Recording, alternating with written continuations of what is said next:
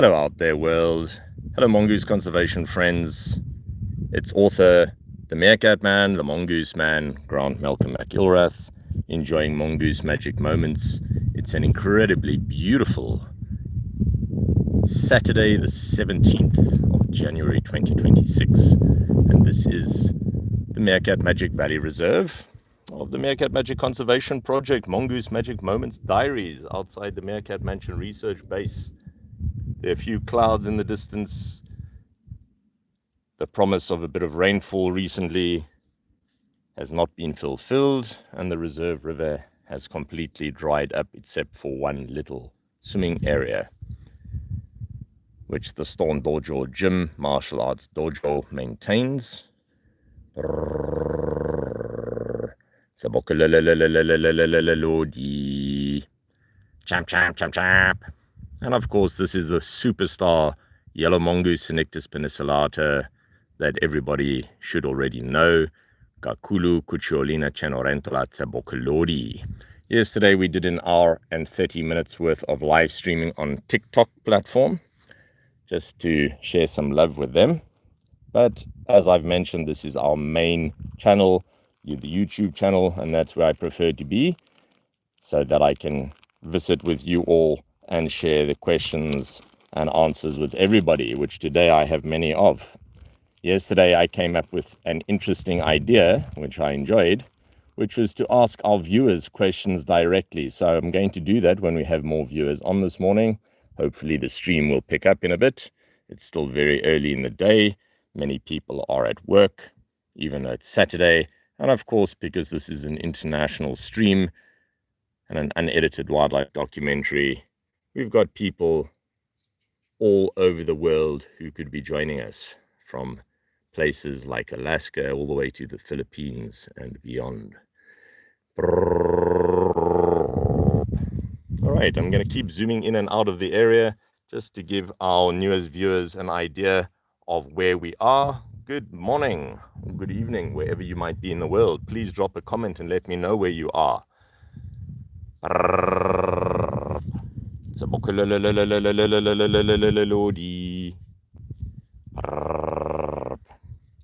Hello, there we go. We're getting our regular viewers.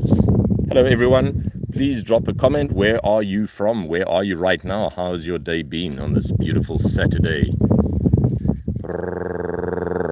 This is, of course, our film star that people around the world love. This is Kakulu kuchiolina chenorentola TSEBOKOLODI. And you're eye to eye with a wild yellow mongoose, cynictispenicillata. Of course, I've been following her since she was born in November 2018. I am a research biologist. And here I sit with my old broken shoes, which are very famous. I'll just show you out there. Look at these. Yeah, never mind Prada, Gucci, or Nike. These are worth way more than any other shoes in the world to me, because they have the scent of wild meerkats from the Ungulungu Meerkat group that I've been following since 2001.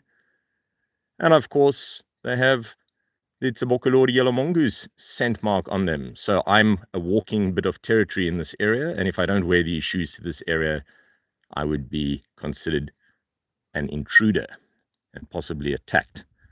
So the scent shoes are NLP, neuro-linguistic programming, scent association. Of course, what I'm doing by talking is giving audio associations. And then, of course, the displacement reassurance, which gives the name the man behind the hand, which many people are familiar with. Yeah, morning. I'm Mick from Essex, England, UK. Mick Gray, T3R. There we go. Yeah, welcome. Great to have you with us on the stream. Mohammed TMM, hi. Hi. Great to have you with us. Thank you so much for joining. I hope you're having a wonderful day. We are watching a wild yellow mongoose right now as she goes about looking for breakfast. Yeah, she's the hunted hunter, along with the meerkats that I study in the Meerkat Magic Valley Reserve. That's right. You never know who might be watching the stream. We've had people from all over the planet, mongoose and meerkat friends. Just before the Christmas celebrations on the 24th, we did a live stream with 4 baby meerkats emerging. That was World History in wildlife filming. It's never been done before, a live stream of baby meerkats emerging here in the reserve, and we did it. So let's have a closer look as our beautiful film star goes about her morning.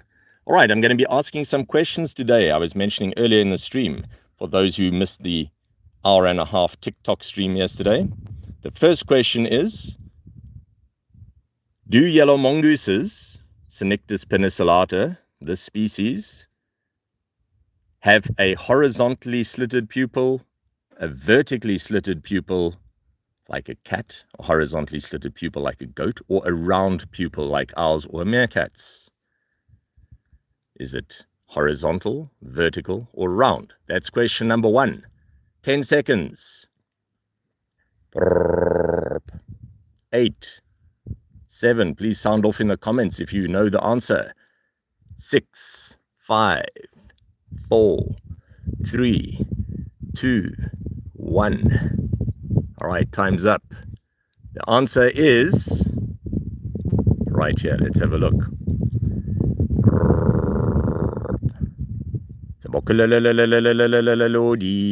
Let's check out those eyes. The most beautiful eyes many people have been telling me they've ever seen on a wild animal. There we go. Did you manage to see that? All right, the answer is horizontally slitted pupils. And that's because, unlike the meerkat, the mongoose can be active during the night as well as during the daytime hours. She's diurnal, completely active during the daytime hours, and crepuscular, active at dawn and dusk. It's quite a strange one there, crepuscular. Not many people that I've spoken to have heard of that. And of course, nocturnal, active at night. Thank you so much for your likes and subs and shares. I do appreciate it. If you'd like to see more, since I do live streams randomly at any time of the day or night, please do turn your sub notification bell on. You can also join the channel as a VIP supporter if you would like naming rights. She may be pregnant. We're hoping in the next 2.5 months she may give birth. The gestation the pregnancy is about, and I'm not going to tell you because it's the next part of the quiz. How many weeks do you think it is? Is it 30 weeks, 20 weeks, 15 weeks, 10.5, or 11 weeks? I'll tell you this clue. It's almost identical to that of the meerkats. What do you think? Drop a comment, please. 10, 9, 8, 7. Yeah, these are not seconds. 6, 5, 4, 3, 2, 1. The gestation for the yellow mongoose is 10.5 to 11 weeks. Yeah. Usually I give a lot of information on live streams, depending on what comes up. You're welcome to find very detailed information in my scientific publications with Cambridge University Large Animal Research Group in Britain, the University of Pretoria Mammal Research Institute, MRI, in South Africa. Over a dozen plus of my publications you can find in universities and libraries around the world. And if you'd like to know more about that, you can send me a comment and I will send you the scientific publication links if you really want the detailed reading. Unfortunately, I found many people who are not scientists generally do not read scientific publications. It's not light reading, and I'll be direct about that. And that is why I prefer to do conservation through education and share the information directly with anybody in the world. It doesn't matter what their profession is, especially the farmers who control vast areas of land where these animals occur. If I talk about the conservation of these animals and the significance of their sleeping areas, the wildlife hotels, and to protect these, and a farmer who owns a land strip where these animals occur never even comes across this information, what good is it? And that's why, as a nature conservationist by profession since 1993, I prefer sharing the information directly. So today we are doing a Q&A, questions and answer session, and a little test. With the many thousands of tourists I've had visit me over the years, I would often surprise them with an exam and call something Exhibit A. They will know this very well if they see the stream. And then I'd come back to that Exhibit A many hours later and ask them, so let's get back to Exhibit A. Exhibit A is going to be her ears. Please look at the fine hair covering the ears of this yellow mongoose species right now. Her ears are very thin and paper-like. What is the big difference between a mongoose ear and a meerkat, the suricate ear? Suricata, suricata. It's a massive anatomical difference because no other mongoose species, and there are over 35 different ones in the world, have the anatomical difference in the ear that the meerkat has. I wonder if anybody out there is familiar with it. Please drop a comment if you know. Right, I'm not going to do the countdown. The meerkat has a fleshy valve inside the ear, which is a massive difference from any other mongoose in the world. The valve can expand to seal off the ear canal completely. It doesn't have the fine hair covering the ears. It has a valve which can completely seal the ear when they are digging. Meerkats can dig holes under the ground, going down to 2 meters deep in a matter of minutes in search of scorpions and geckos like Tinopus garrulus, the barking gecko. In the Kalahari, for those who've been fortunate enough to visit that area in the northwestern part of South Africa and Botswana areas, you will have heard tuck, tuck, tuck, tuck, tuck, tuck, tuck, tuck, tuck, tuck. That's the barking gecko, Tinopus garrulus. Meerkats and mongooses commonly dig them up. It's a small vertebrate, a small reptile. Unfortunately for our herpetologist friends, yes, they do eat them. Alessia! Hello, beautiful love. It's wonderful to have you on the stream. Alessia Torchini, all the way from Italy. And she is a big sponsor, along with Asia Chilli, from Associazione Suricati Italia. What a wonderful surprise to have you with us this morning. Thank you so much for joining the stream, and to everybody else with us as well. It's wonderful. Please do drop a like, a sub, and a share. You never know what you might see and when. Please turn on your notification bells. It's a beautiful day here today.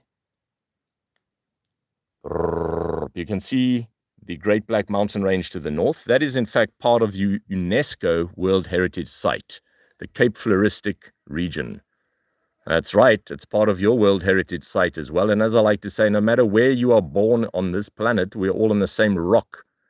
Doesn't matter where we are, we're all travelers, genetic time travelers, and so is she. This beautiful film star, Kakulu Kuchulina Chenorentola TSEBOKOLODI. I'm going to drop a few languages here for you because, of course, with scientific names, there's only one scientific name per species around the planet, and this is cynictispenicillata. In Afrikaans, it is called die geel meishond, sometimes die rooi meishond, which would basically mean the yellow. Geel is yellow, meishond, mouse dog. Rooi is red, meishond. Witkwast is like a white tail or white paintbrush, referring to the anatomical feature of the white tip to the tail. Bianca, Koda. All right. Kakulu is Zulu. There are over 12 official languages in South Africa, the last I checked. So, Sawubona unjani, gikhona wena unjani, guhle Kakulu. Hambagashe, salagashle, for our Zulu friends out there. For our Tswana friends, that's where the name TSEBOKOLODI comes from. It means millipede, which is an arthropod. Dumelang, dumelang. Likai, ritang wanukai. Uchuhile yang. For our Sotho viewers, dumela, dumela, likai, ritang wanukai. How about some Swahili? Just in case we've got any of our friends watching from Central Africa, mainly Kenya, Tanzania, Uganda. I was in Uganda in '97, studying banded mongoose in Queen Elizabeth Park, surrounded by the Ruwenzori's, beautiful mountains, Kazinga Channel, Katunguru village. Banded mongoose are the most sociable mongooses in the world. Hujambo, si jambo, habari yako, mzuri sana, asante sana, safari njema. All right, just getting back to English for now. Please notice you can ask comments in any language you like. on the 1400 plus videos on the YouTube channel. I've got Google Translate, and I will get back to you on that. If you'd like to ask questions now, you can, of course, drop them right here in the stream, and I will get back to you. Let's get back to this, though, the ear. So the meerkat has the fleshy valve in the ear. Let's get back to some more anatomy. How many nails do yellow mongooses have on each paw? Let's start off with the front paw. How many nails on the front paw? 2, 4, 6, 8, 5, 3. Please drop a number. Let's see how many can get this information. I have mentioned it many times on streams, but let's see. I like to do a little nature's classroom test. Yeah, I'm not even going to zoom into the nails because that's too easy. And I will give you this clue. It is not the same number of nails that they have on the back feet. I'll give you another clue. Dogs have the same number of nails as the yellow mongoose, front and back paws. Zampetta. Paws in Italian.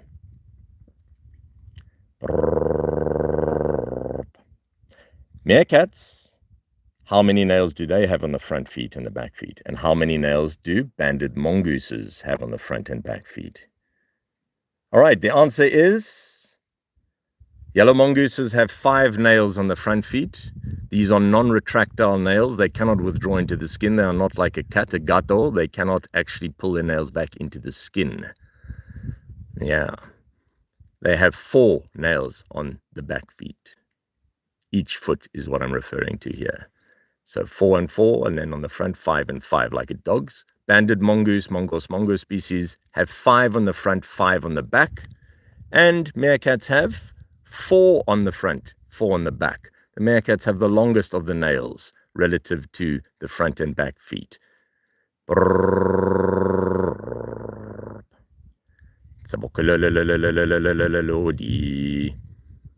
Thank you for the calls. I see I'm getting calls and messages coming in. I won't be taking these during a live stream, but you're welcome to ask questions afterwards as you like.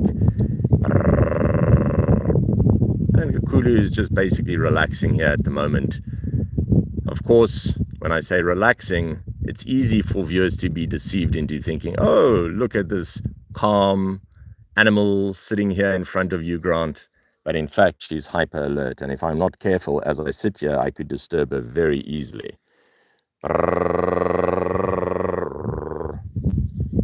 Let's have another look around. Ah, the wind is picking up, but it's not cooling the place down. It in fact is a hot wind today.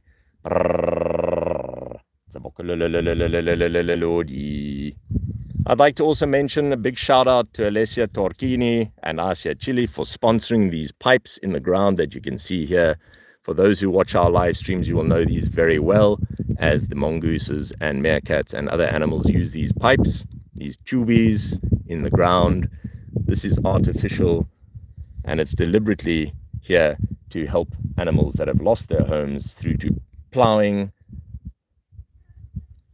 and other land usage practices. It allows animals to recolonize an area that has been destroyed, because these wildlife hotels could be very, very old, even thousands of years old, inherited from one generation to the next. All right, a quick question. More questions to you today. What is the social structure of the meerkat?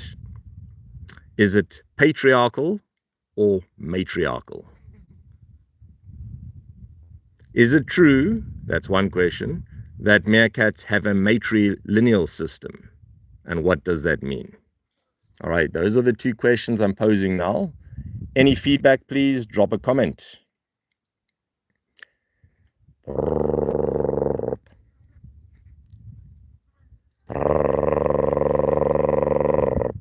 All right, quick definitions. Patriarchal, male-led.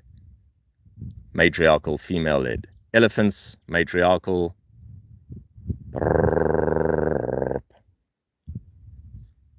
Meerkats, matriarchal. Matrilineal, inherited from daughter, mother to daughter, mother to daughter. So meerkats are matriarchal and matrilineal. They inherit their territories, and that is why it is so absolutely critical to protect these wildlife hotels, these sleeping areas for many different animal species, because they are inherited from one generation to the next. Welcome out there. Thank you for your likes and your subs. I appreciate it. Thank you for your comments. Please let me know where you're watching from. You're watching Mongoose Magic Moments. And I'm asking you, the viewer, questions. I'm not just dropping answers on everyone today. There are some questions as well. Yeah. Now, you probably can see that pink on her lip, and that is from a scar where she lost her 2 lower canines and her lower incisors, which brings me to the next question about dentition. Yes, mongooses and meerkats have different dentition. Yeah, many people who say, oh, the meerkat's a mongoose, and Google goes on about meerkats being mongooses and mongooses being meerkats. It's not correct. Yeah, the closest living relatives of the meerkats are the mongooses, the genets, and the civets, not the polecats, not the honey badgers, not the ferrets, not the otters. That's in the family Mustelidae. The meerkats are related to the viverids, the herpestinae. TSEBOKOLODI. Yeah. Where does she fit into all of this, you might wonder? Yellow mongooses have carnassial or cutting teeth. 4 additional teeth, premolars, premolaris, that meerkats do not have. Meerkats have no cutting teeth, in other words, so the diet is very different to that of the yellow mongoose. Ah, she's got very excited about something in the distance there. Let's quickly check what's going on.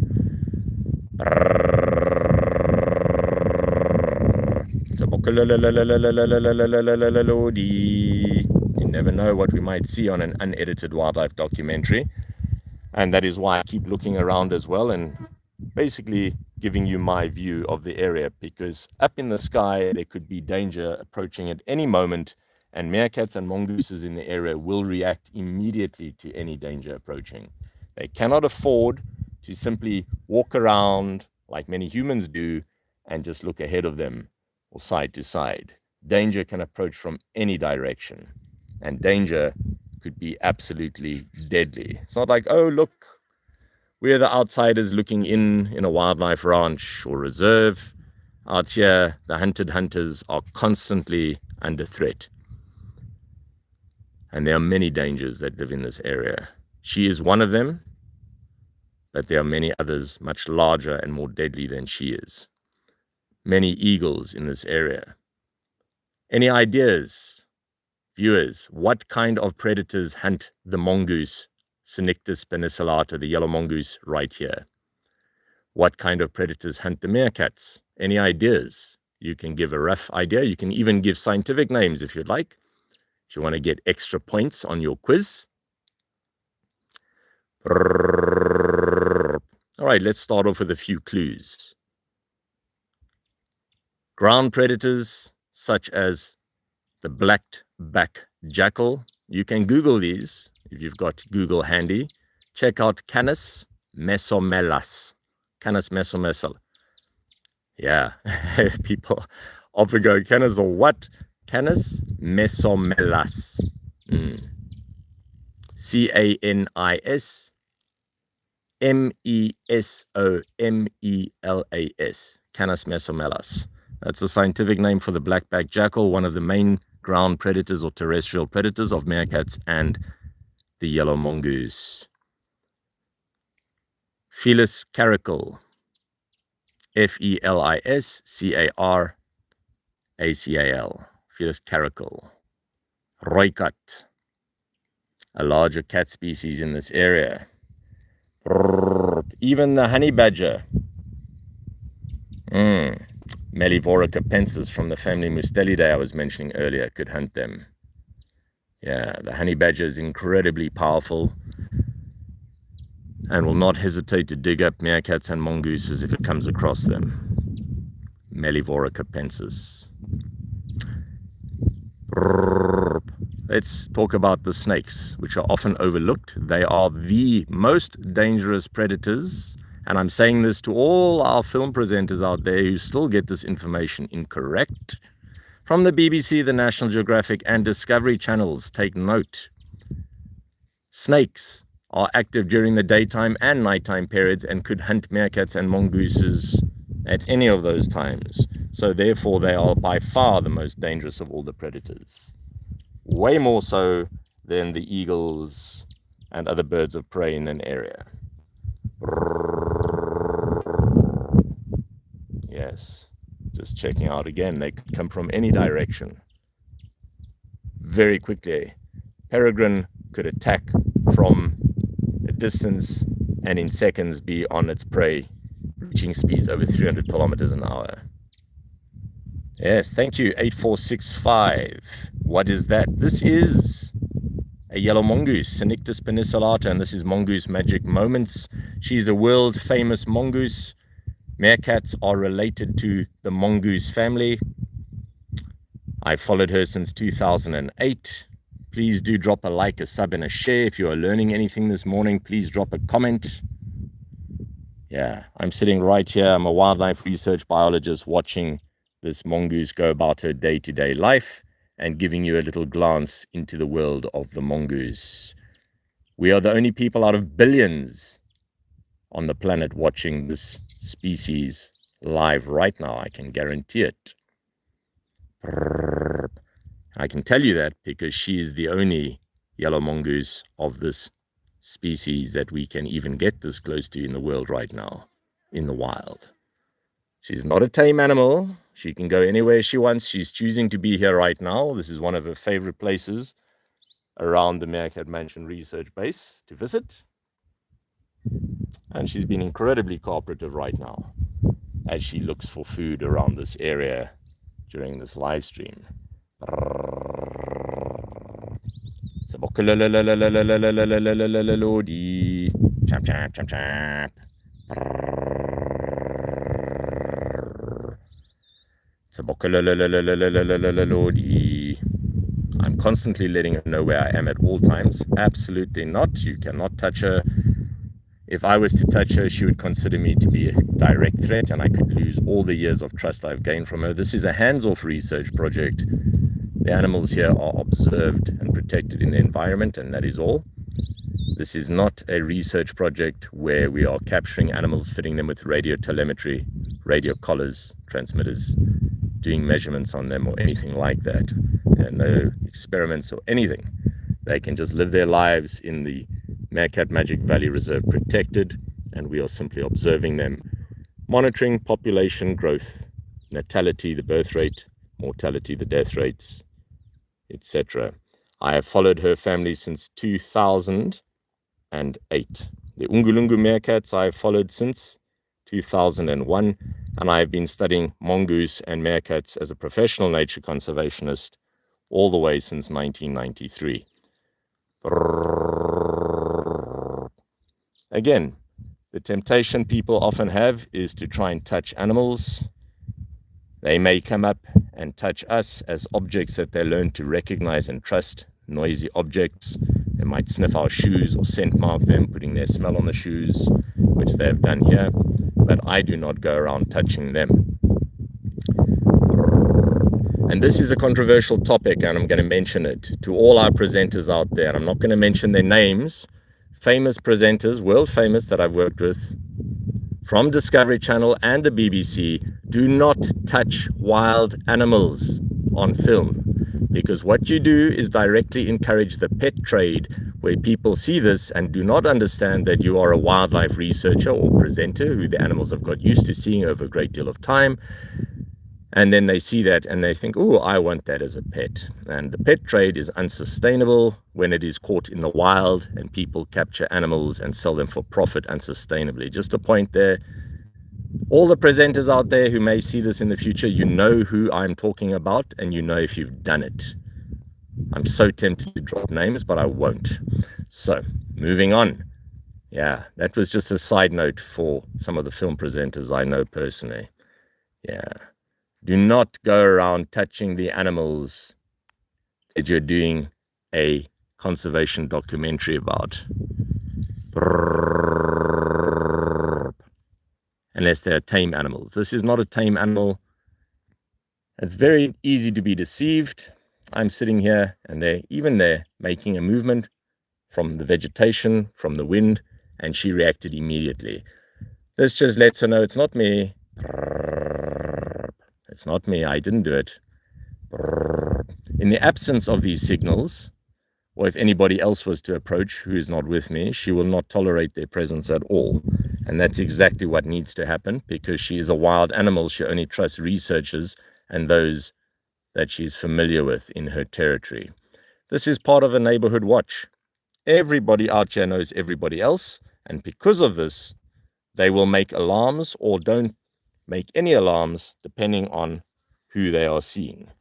All right, she's become very alert. She's immediately run to an escape tunnel. Yeah, and she's looking off into the distance there. I cannot even see what she's seeing right now, and I don't have my binoculars with me either for this stream. Meerkats and mongooses of the cynictispenicillata species specifically here have incredible binocular vision. And if we have a look at her eyes, you'll see the mask around her eye, not too different from a meerkat eye mask. They're like built-in sunglasses. They allow them to look directly at extreme glare without getting blinded by it. And there you can see the 5 nails on the front feet, almost like an extra thumb, which is why her legs don't hang down along her body like with meerkats, who only have the 4 nails on each foot. So the legs are stiff when she stands up, as you can see there again. One of my younger students once said, almost like a zombie. Look at how they stick out right. It's very characteristic. Even from a distance, I can tell if I'm seeing a yellow mongoose silhouette or a meerkat because of this feature. I think she's pregnant. What do you think? Please sound off. She's looking a bit more rotund today, and I'm hoping that she might be 2 to 2.5 weeks pregnant in a 10.5 to 11-week gestation period. Hello out there, and welcome to our newest viewers of the stream. You're watching Mongoose Magic Moments, and here we are in the Meerkat Magic Valley Reserve of the Meerkat Magic Conservation Project outside my research base, the Meerkatmanchen, following the world famous film star Gakulu Kucholina Chenorentola TSEBOKOLODI. Gakulu in Zulu means very much. Her partner was thank you, Giabonga. So Giabonga Gakulu was thank you very much together. We give people naming rights, especially our VIP sponsors. If you'd like to become one, check out our PayPal, send me an email, join the channel as a VIP conservation supporter, and you can have naming rights as well for the next generation. Then that's why she doesn't only have one name. So this is Gakulu Cucciolina, which means little puppy in Italian. Cenerentola, which is Cinderella, because of a Cinderella-like story where she survived a terrible interaction where she lost her 2 lower canines and her incisor teeth. I didn't see her for many days. I was very sad. I thought maybe that was the end of our story together. And that is again why I say Mongoose Magic Moments. You never know when you will see a wild animal that you've been researching potentially for years ever again. And I have worked with thousands of wild animals over the years, starting off in 1993 in the Kalahari Desert. All right, as you can see, the grooming, that is auto-grooming, when they groom themselves, consists of many licks and nibbles, unlike the meerkat, who does not generally lick themselves. Yellow mongoose is much more cat-like than the meerkat. The meerkat should really be called a meerhond, a more dog-like animal, because that's exactly what it's like. They are like little miniature dogs, almost like a little chihuahua, in fact. That's what they remind me of. Whereas the mongoose is very cat-like. All right, I'm going to stand up very slowly here now, and this is, of course, a big challenge when it comes to wildlife research, to get animals used to a change of shape.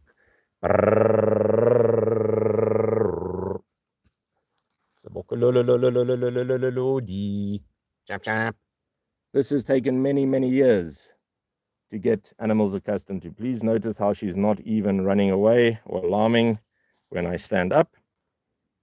Yeah, that's not easy. All right, right, I'm going to move away very slowly. Of course, this is Animal Adventures, Walk with Wildlife. It is not simply sit with wildlife. Oh, that was a lovely bit of shade underneath the tree. And I can immediately feel the heat. It's 28 degrees, 29 degrees centigrade, at least at the moment. Even from a few meters away, she almost becomes completely invisible. And that's why I'm doing this, so that you can get a better idea. If a human, apart from myself, had to walk along here, they would not even know there was a mongoose here, and she would see them and hear them from a long way off and run for cover. Many people will not get to see a meerkat or mongoose closer than a few hundred meters for more than a few seconds in the wild, if that. And that is why the nickname the Meerkat Man, the Mongoose Man, is there, because I interpret the behavior.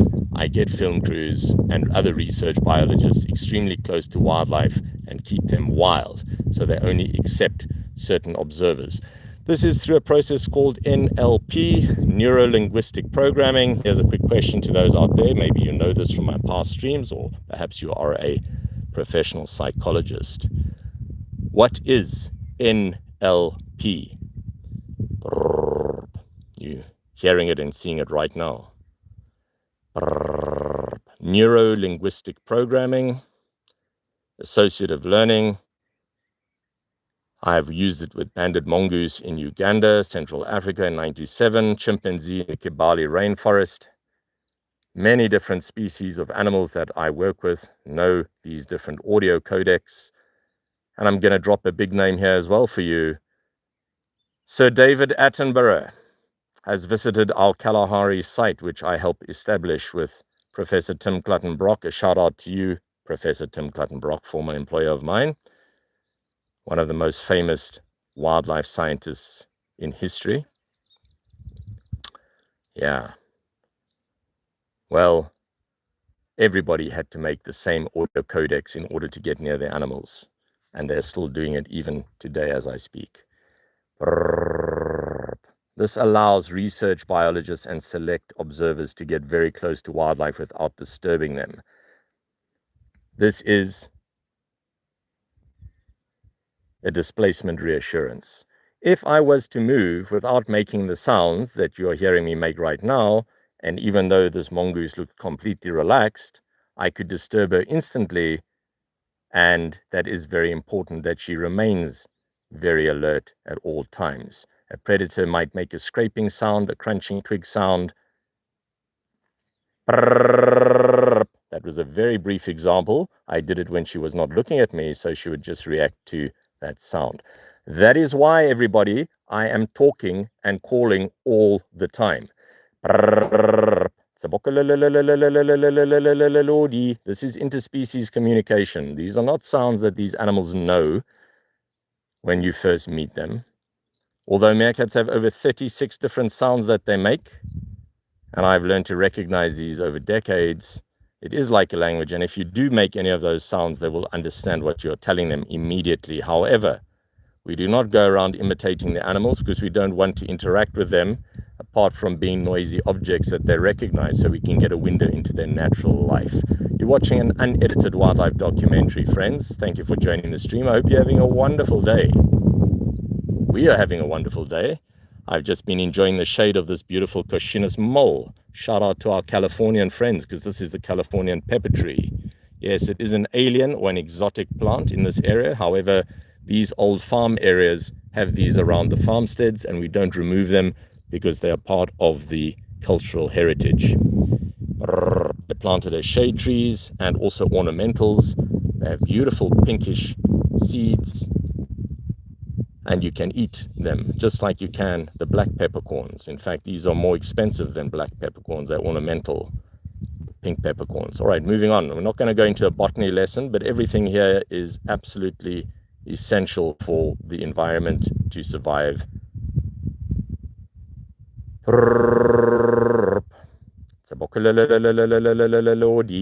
right, after that brief demonstration, you can see how she's not even looking at me. And that is because she doesn't need to look at me. She knows where I am. She's looking past me. There, she's looking past me. If I move my hand, you'll notice how she looks at it and looks away immediately. That is why it is a displacement reassurance. I'm going to drop a bit of wildlife research onto you this morning, a technique. If you have a cat or dog at home, next time it is distracted and looking away, if you click your fingers and then move your hand, you will see how it will look up at your hand. You have now created a displacement behavior. You have broken its chain of behavior. Let's say it was grooming or being alert and looking at something, and you have displaced it now with a different behavior. It's an interruption, a behavioral interrupt. I've learned these techniques over decades. And incidentally, it's intellectual property. That's why I do the wildlife research I do, because I can implement these techniques. So when I say displacement reassurance, if an animal was to stop and look at my foot because it's moved and made a sound that was unfamiliar to it, instead of getting it used to those sounds, and then a predator comes along and makes those sounds and disturbs the animal and they don't react because they've got tamed, which is unselective trust, they will react. And that's exactly what must happen. So this just allows us to basically mask our own sounds and behaviors as we are with them. As I've mentioned, my shoes are already scent marked by all the different animals in this territory. They are broken shoes. They're more valuable than any fashion shoes out there to me, because if you had to bring the fanciest shoes in the world out here, the most expensive ones, you will not get anywhere near the animals that recognize my shoes, because these have their scent marks on them. I'm basically a part of their territory. That's why I can get so close to them as well. Please notice how alert she is. Please also notice how she is turning her back towards us, the viewers. Well, she can't see you there, but it feels like you are right here with me, as many thousands of guests have been, my visits over the years. Starting off in the 90s in the Kalahari Desert. When they were with me, there was what I call an associative overlap with the unfamiliar and the familiar me, with the shoes and the scent mark of the territory, film crews with BBC, National Geographic, Discovery Channel, Richard Goss, Keir Downer Productions, etc. We were able to get close to the animals because they recognize me and my shoes. So that's an olfactory association, a visual association, and of course, the very well-known call of mine. All the animals in this area, including the mice and birds, know my sounds. They've grown up in this area hearing these sounds over years and years and years. So just like a bird that hears another bird in an area and learns to recognize that sound as a non-threat, I only make these sounds when the animals are completely relaxed. And to do that, you first need to recognize their behavior and understand what is it when an animal is relaxed, like right now, where she's auto-grooming. Let's have a look at that a bit closer. Again, please note the licking behavior, as I mentioned, like that of a cat. Thanks for the likes, everybody. Please do sub. Please do share. And drop a comment. Where are you watching from today? We're already 44 minutes into the stream. Yeah, please notice how she doesn't have those lower canines. You're getting a rare view of mongoose dentition. Again, for those who are unfamiliar with this concept, you are not just watching a yellow mongoose. She is the most famous yellow mongoose in history. I'm not joking. You can Google her name and you'll find her everywhere on the internet for many years. Yes. And she's had one surviving offspring who is also world famous before he left. Squeaky Scoiattolo. Scoiattolo, shout out to our sponsor again, Alessia Torchini in Italy, and Asia Chile. All right, this is what we call a bit of downtime. You might think, oh, this mongoose is just sitting underneath the tree. She is right next to an escape tunnel under the ground. She is never far away from safety, friends. Yes, she's hyper alert, and in any moment she could dive into the escape tunnel and not come out again. It's already getting hot. Just like the meerkats will start moving under the shade of the trees as it starts getting warmer. They have what I like to call a little siesta, and there she's going to investigate the scent of the tube. Yesterday, during the hour and 31 minutes live stream on TikTok, for the very first time I've done that, to give them some love on that channel, she was lying in this exact same place. Look at that. Beautiful. Again, thank you to you, Alessia Torchini from Italy and Asia, Chile. Both Alessia and Asia have visited the Meerkat Magic Valley Reserve and are very valued sponsors of our work with Meerkats and Mongooses. We are so fortunate to be able to see her right now as she starts to fall asleep. Please notice I'm still talking and calling, but she recognizes my sounds very well, as do all the other animals in this area. That's why they are not alarming. If a person other than myself was to simply move into this area now, it would be basically like a bomb going off in the area. Everyone would become hyper alert. The insects that are whining in the distance, you might hear some of them. The flies buzzing past. But the cicada is part of the neighborhood watch. In my book, Meerkats from 2016, please shout out if you've come across it, or maybe you've got a copy of it. You can get it in any university or library around the world still. It's the first conservation book ever done on meerkats.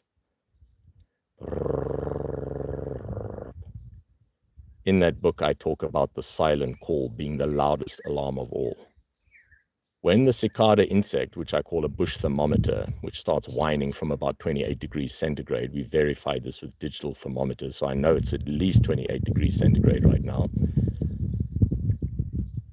Yeah, lots of information. Well, the fact is, the cicada uses tymbals, T-Y-M-B-A-L-S, which vibrate in its abdomen to create that whining sound many people are familiar with. And if the whining sound stops, it's because something has disturbed the cicada. And all the animals will react to that, right? Vegetation is moving here because we're in a drought. It's a terrible drought. Haven't had any rainfall in the area for many, many months. And as the wind picks up, animals become a lot more wary because predators could suddenly appear in a thermal and reach great speeds. All right, let's just zoom right back in there. Now that you've got an idea of where everything is. You can adopt Kakulu Kuchulina Cenorantula. Please check out the comment section in my videos. I also have added a course on our snakes. Please check out Nudgenivier, the Cape Cobra. 1.2 million views on that Cape Cobra video. In under 24 hours, it went viral. And we were invited to work with Google.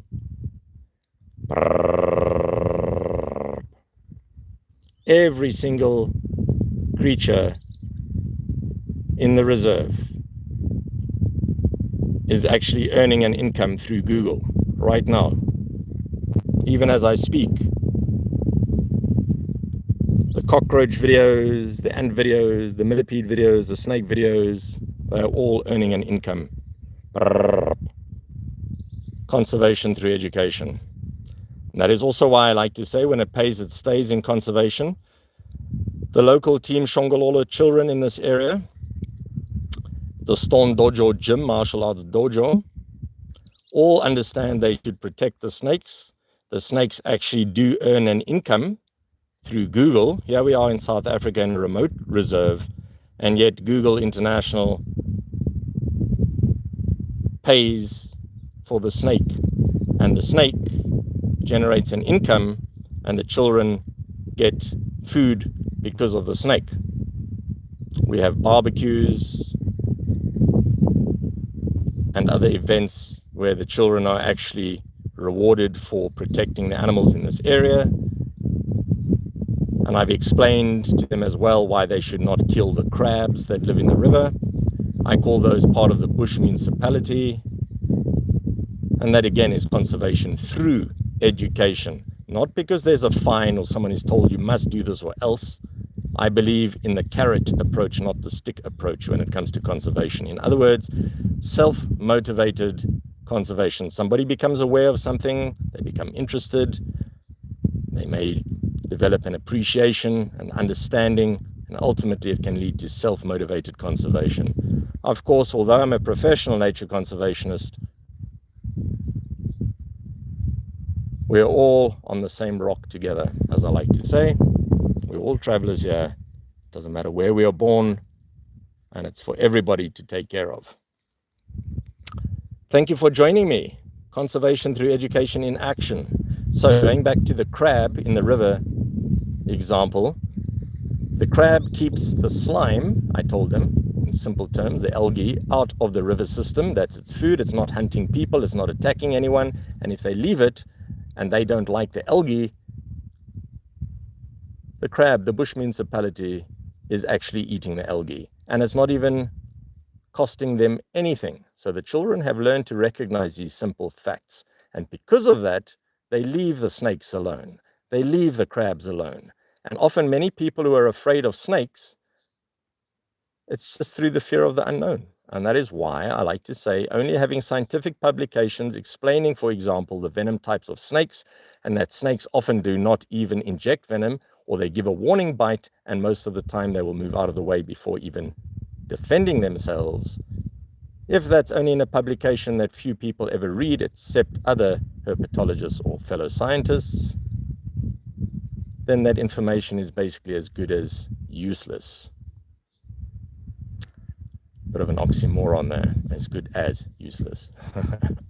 Anyway, so the fact is we get the information out there. It's what I like to call open source research. An unedited wildlife documentary like right now is all about sharing the information as it happens. And as you can tell, our film star here has had a very long day already. Her day starts on average at about 20 minutes to 5 o'clock in the morning. That's well before sunrise, which is about 20 past 5 on average at the moment. Yeah.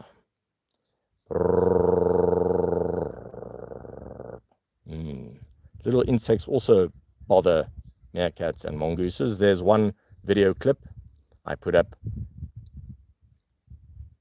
about the meerkat swatting the fly. You can check it out. There are over 1,400 different videos on the channel. You can comment on any of them, and I will check the comments under the community section on most days and get back to you. Thanks to everybody who has already commented on those videos, and you can comment on the live stream. You can ask questions as well. Please don't be shy. Where are you from? Drop a comment. Where are you from? What part of the world are you from?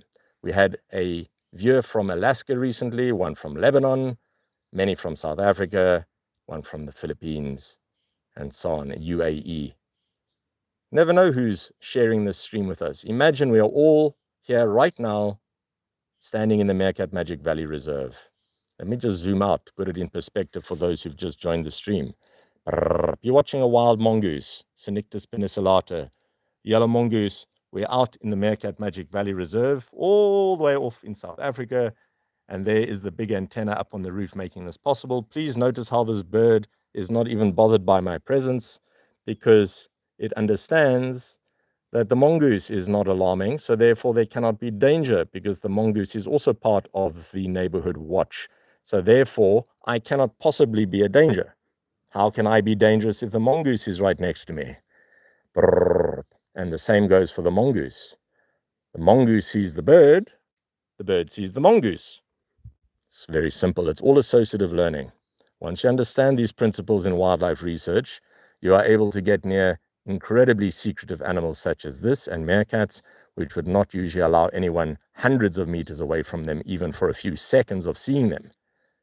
And that is why they are one of the most difficult species to actually protect in the wild, because when most people go into an area to do a survey, they can count elephants, rhinoceros, giraffe, etc., from aerial surveys or foot point methods, where people walk in long lines through an area and count all the different creatures they come across. Not so with the digging animals, the fossorial mammals, which I specialize in studying. Look at how this bird is just popped along right here next to us. Brrr. This is not just by chance. It knows very well where Gakulu is, because it's following her around over the day. as it often does. And it's not just another bird. Yeah, all of these are characters in this film. On a daily basis, I follow them around and I see them, and we share what is happening around us. There's a lovely bit of self-care, auto-grooming. As a very good friend of mine has said in the past, Mandy Young, a shout out to you if you ever see this. She's world famous, an ecotherapist, working with elephants, wild dog Lycaon pictus species, dolphins, and has worked with me in the past with meerkats. It's all about good self-care. The principles of teamwork are good self-care. Meerkats practice good self-care. They are not what we call selfish. Each animal benefits the others around it by taking good care of itself. And when somebody takes good care of themselves, they are a great advantage to others around them as well, because they can care for them. That is why the good self-care principle is also applied in aircraft, where they say, put your oxygen mask on first in any event of danger. Don't put it on the person next to you first, because otherwise you become a liability. So that's an example of good self-care. I also explain this to children. When you see a meerkat going up on guard, and it spends over 2.5 to 3 hours up on guard, why is that meerkat standing up when nobody else is? And I'm not going to answer the question just yet. Please think about that, because it took me over 7 years, along with other international research biologists, to answer that question in our scientific publications, and thousands of hours. That's a scent mark association right there. Smellogram, she's checking an SSMS, a scent short message system, as I mentioned in my Meerkats book. And back to auto grooming. Why does a meerkat stand up on guard and not the one next to it? Why does that one choose to go on guard for 2.5 or 3 hours, climbing up into a tree over 8 meters high, like Acacia areoloba, the camel thorn trees in the Kalahari Desert? Please notice the ears flicking backwards and forwards as she listens to me. But she's not looking at me. She doesn't need to. She knows. Ooh, that was a scary sound. I'm dehydrating here with all the talking. I do apologize. All right, that's better. It's now 58 minutes into the stream, and it's very dry, and I didn't bring any water with me. So, all right, that's much better. She didn't recognize that strange disembodied voice, sounding like something out of Darth Vader's playbook. All right, moving on. So, meerkats up on guard are the ones that have eaten the best and can afford to go up on guard. So it's about good condition. So I'm going to summarize 7+ years of research for you in just a moment. Cooperative behavior in meerkats is primarily determined by good condition, and good condition is a key ingredient in self-care, and self-care leads to good condition. So when meerkats eat well, they can afford to stand up on guard. If they've just eaten a big juicy scorpion, which I like to say are like meerkat dessert, they can afford to go up on guard. Next time they are hungry, somebody else who has eaten well, it's not a turn, it's not a role, males and females can do it. Young and old can do it. It is based on condition. In the distance, you can hear some human disturbance. This, unfortunately, is going to end our wildlife stream. People walking past on a road over 1 kilometer away from here have disturbed her. And there's an example right there. I'm here the whole time. She hears somebody in the distance and she has disappeared. That is exactly why humans moving through an area or driving through an area do not get to see wildlife. The best way is to go out with a wildlife research biologist, such as myself, who can take you behind the scenes in science. You're not an outsider looking in. You are, in fact, part of the environment. You become part of the neighborhood. And that's the difference. The sounds that have been made now are not part of this neighborhood. You can hear the banging and disturbance. The woodcutters in the distance making a lot of noise. And unfortunately, that's the end of the live stream because I don't want to be associated with the sound of the disturbance. That's another key point here. Thank you so much for joining the stream. I hope you have all learned something new today. Please do follow it up with comments. Please do like, subscribe, and share, and join the channel. I will be uploading 3 other video shorts that I made previously before the live stream this morning. I'm going to go investigate the disturbance in the distance and speak to whoever's making it. All the best. Thank you for your support and views.